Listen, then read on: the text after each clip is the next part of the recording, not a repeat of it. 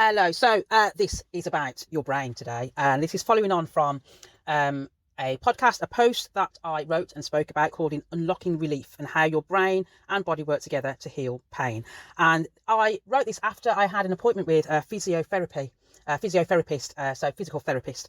And the reason was because I've got these spinal issues going on at the moment. And so I went for this physiotherapy appointment, and in the appointment she basically said it's my brain, and I agree. Yes, it is my brain. And then I just thought about how maybe that comment for a lot of people could be quite disheartening, because it's kind of like inferring really that everything's in your head. Like you don't experience the pain that you're in because it's in your head. There's no pain, and you might see it as that, but that's absolutely not what this lady was saying to me, and I understand that. But I could see that a lot of people might be quite offended by that, because it could come across that, okay, this lady or this man is saying that I have no pain, that I'm imagining these things, and it's not that you're imagining it. It is there, but the pain is definitely in your head. And it's definitely in my head as well. Let me introduce myself. So my name's Cheryl Best. I'm trained as a nutritional therapist and a yoga teacher. I like to talk about health and wellness, and I'm diagnosed with a few chronic illnesses, with spinal stenosis and slip discs being one of them. This is the latest battle. And so I like just to speak about my ups and downs with health, because even though I'm trained as a nutritional therapist and a yoga teacher, I have ups and downs like other people too. And I think it's important that therapists and yoga teachers or Pilates teachers or whatever, I think it's important to share the struggles, because it can come across that we've got everything worked out, and we don't struggle with pain, but we do, and I do, and I want to express that because I understand how that feels. And yes, I do things naturally to help my body. I do things when it comes to exercise. I do things to come with mindfulness and my mindset. But it's a work in progress, and I have to keep at it all the time. And I do struggle with it as well. So I want to kind of like open the lid a little bit into kind of how, yes, I teach these things, I help people with these things, but I also struggle as well, because I'm human. So anyway, going back to what I was talking about the brain, and how the brain, really this is about the response of the brain when you are in pain. And that response, what the brain is doing, it's actually doing it to protect you. Okay, so when I am having inflammation, or when I'm having a swelling or whatever around the issues to do with my spine, so around the vertebrae, if I've got that happening, then the signals that are going back to my brain to say, come on, we need to help her out. And so the brain then floods my body with lovely substances to help me out. But in doing so, those substances can cause more pain. And that's what we have to try and break. We've got to try and break this response, these messages that are traveling back to the brain, because it might be that when we are experiencing these pains, we are experiencing certain emotions as well. And so everything that we're doing, the brain kind of responds to that and thinks, well, how can I help this person out? How can I help her out? Your brain is doing this. I need to help her. So then they're flooding your body. It's flooding your body with all these substances, hormones, allowing all these things to happen just to give you some relief, just to make you feel better. But there's times that where, for me and possibly for you, that we are doing these things too much, and the brain is remembering all these things and thinking, well, okay, last time when this happened, this is what we did. And then we keep doing it all the time, and it keeps flooding, the brain keeps flooding your body with all these things, and it's this like loop that's going on, and we need to try and break that loop.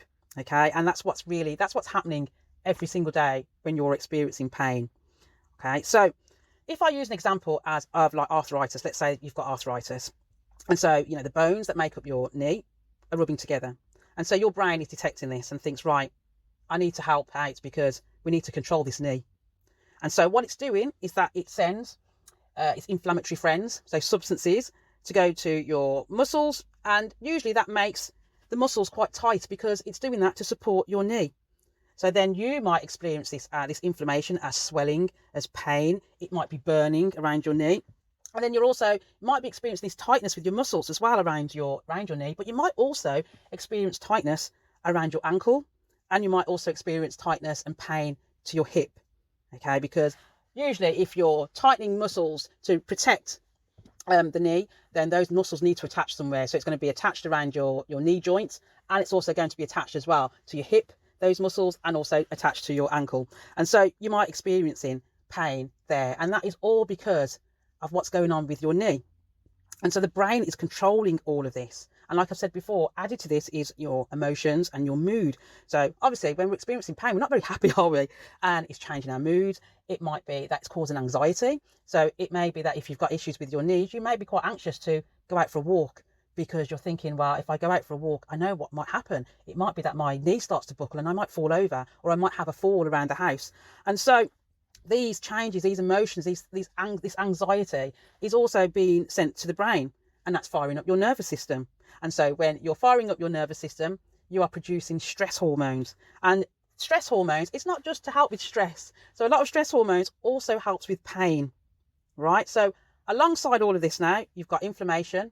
So inflammation, you're getting all these substances being thrown at the muscles around where the knee joint is. So I'm talking about the knee, saying it's if you've got an arthritic knee, let's say. And then you've also got then what's happening because your emotions and your mood. And so then you're also flooding the body with stress hormones. And so this is all controlled by your brain. And we have to change some of those messages so that the brain stops reacting. And we can do that if we are doing certain practices. So it might be if we can help with stretching the muscles, then it's sending that message back to the brain to say, oh no, we're okay. Or it might be that you need to build up some muscles as well. It might be that you need to, say you've got arthritis in your left knee. It might be that we need to build up the muscles of the right leg to support the left side. All these different things need to be happening. And then those messages goes back to the brain to say, you know what, we're okay. You don't need to send some inflammatory kind of substances. We don't need to do that because we're okay. Yeah. And then also what could help, which is kind of, I think I spoke about that as well on the last podcast and the post that I wrote, is about meditation, changing those messages. So if you can include relaxing practices, so that might be meditation, that might be breath work, it could be something like Tai Chi, anything that can calm your mind, calm your emotions, and just to send those messages back to say, look, we're okay.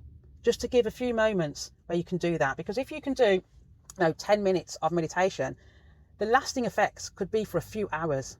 And that's a few hours where you're changing the messages to your brain. Yeah. So if you can be, increasing these kind of practices that will help you to relax, even if it is going to the gym. So for some people, it could be going to the gym because you're going to start, releasing these lovely, healthy, happy hormones. And that's what you need more of, because when you're doing that, then the messages then change the brain. You're communicating different messages. You're not communicating pain. You're communicating ease. You're communicating happiness. And that's what you need to be doing. Okay. So a lot of these medications that you might be on, like myself, they actually contain the natural substances when it comes to hormones, stress hormones. It actually contains those in those medications. So, for instance, I take a medication to help with my nerve pain, and that medication is helping with a hormone called serotonin. And serotonin helps with pain and mood. And so it's often prescribed for chronic pain and also prescribed for mental health, and it's helping with sleep. It can help with your mood and helping with pain. And so serotonin is a very important hormone. It plays a crucial role in your nervous system. And it's also classed as a neurotransmitter. So that's why it's helping with the pain when it comes to nerve pain, or if you're in chronic pain. And so that's why you're taking it. You're taking it to help your brain. Right? So I hope you can see that a lot of the medications possibly that you're taking is to help with your brain. It's helping you out. Yeah, it's helping. So yes, okay. Yeah, you do experience this pain, but indeed the pain really is in your brain, because your brain is governing all that. Right? And so what we need to do, and what I need to do, and what the physiotherapist has told me, is that we need to do things to help the brain out. Okay? We need to help it, because for me as well, I'm sending messages, I'm sending messages back to my brain to say, alarm, alarm, we need to do something. And this is causing a lot of my chronic pain as well. And so I do things that will help it. So I do meditate. I do a lot with breath work. I make sure I go out for walks. And for me, my difficulty is that I have sometimes a brain that likes to push. I'm kind of one of those types of people, and I've been in sometimes work, jobs and things that I've had in the past that and activities that I've done in the past, even hobbies that I've done in the past. In my early days with yoga in my 20s, I did quite a physical style of yoga, which was all about push, push, push, and practice, practice, practice, and get better. And sometimes I've still got that mentality there. I'm a musician as well, so I've probably said it before, it's the first time you've listened to me. I'm also a music teacher. I'm a musician. And so a musician has this mind about practicing and getting, perfection and doing this and doing that. And so a lot of practice that I've done with yoga over the years has kind of lowered that, but it's still there. It's still there. And so for me, I have to retrain my brain to not push, retrain my brain to not be disheartened if I've had a goal in my head and I've not been able to achieve it.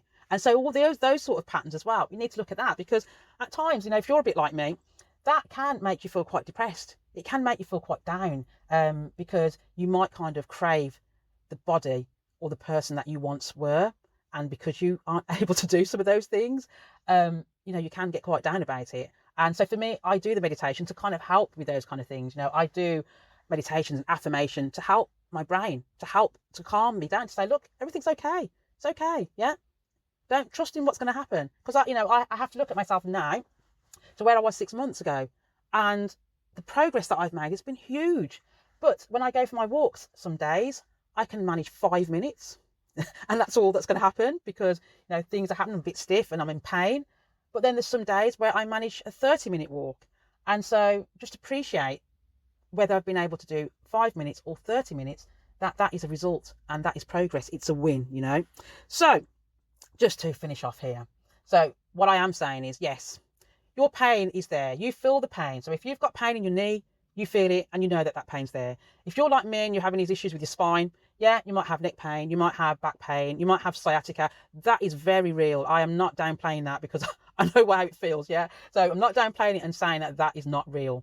But what I am saying is that sometimes your responses to things, that does get communicated to your brain. And then because of that, and you have no control over it at times. And sometimes your brain doesn't really understand what's going on, because it can be very confusing, what's going on. And, we're tapping there into kind of like your subconscious and your conscious brain, And so a lot of these things are happening subconsciously. And so the subconscious side of your brain, of your mind, is really working by your habits and what you're feeding it. And so you and me, we've got to start thinking a bit differently about the messages that we're sending back to the brain, because that is kind of giving us more pain, because then that is firing up the brain to say, okay, inflammation, let's put this inflammation now onto the knee, onto the back, let's swell everything up, let's produce all this fluid to help this person out, help her out, let's do it. But then that's giving you more pain. And so you've got to do things to stop that from happening. Okay, it's gone on a bit longer than I thought, but yes, that's what we need to do. So you're in this boat and I'm in this boat, and we need to battle it together, and do things, do activities to help you, do things to stop these messages so we can be in less pain. Right, finishing up now. So have a wonderful, wonderful day, and until I'm back on here again, you take care. Bye-bye for now. Bye-bye.